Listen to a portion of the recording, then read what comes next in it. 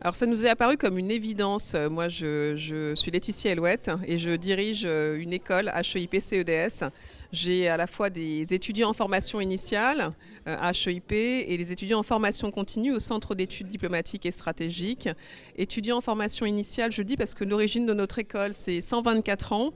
124 ans créés par une femme journaliste au moment où les sciences sociales sont inventées, au moment de l'affaire Dreyfus, et qui décide en fait vraiment de proposer ces sciences sociales et très vite les relations internationales à un public très large, avec l'idée de pouvoir à la fois permettre aux étudiants d'avoir une pensée propre, une pensée autonome, et aussi, en ayant cette pensée autonome, d'avoir des points de vue croisés. Et on a complété en fait cette offre de formation initiale en proposant en 1986 des cours de formation continue. C'était pour nous le moyen vraiment d'accrocher, d'être fidèle à notre mission qui est de former, d'acculturer et d'accompagner aussi des acteurs de la vie professionnelle avec cette connaissance et cette capacité à agir en proposant aussi des formations à des personnes qui travaillent déjà.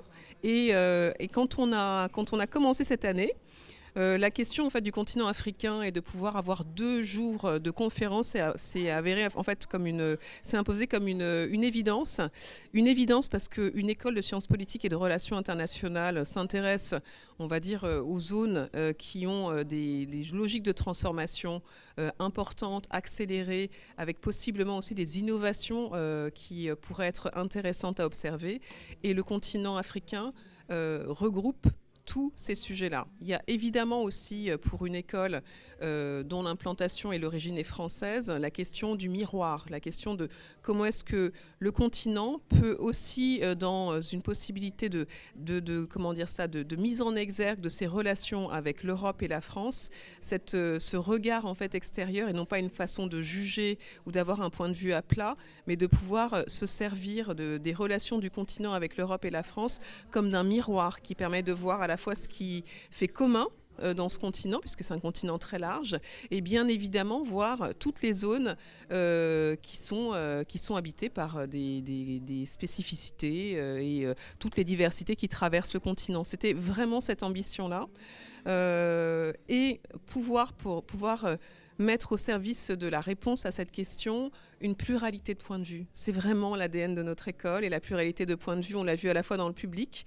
Il y avait un public jeune de formation initiale, il y avait le public de la formation continue, il y avait aussi des partenaires et des citoyens très divers qui sont venus, on en est très fiers. Et évidemment, les différents intervenants qui sont succédés sur les plateaux reflétaient cette diversité, à la fois en termes d'origine, des Français, des Européens, mais aussi, et bien entendu, beaucoup d'Africains et de pays aussi très différents, et diversité également dans les angles et dans les parcours des intervenants. Et à la fin de ces 2 journées, c'était une ambition, c'était aussi un défi, et je suis particulièrement heureuse parce que les échanges ont été passionnants et extrêmement vivants. Alors la suite, c'est évidemment pour nous, après 2 jours d'échanges aussi intenses et l'intérêt qu'ils ont suscité, c'est reproduire. On fera d'autres formats sur le continent africain, puisque finalement, au travers de 2 jours, on affleure certaines questions, on ne les creuse pas, donc il y aura des questions à creuser.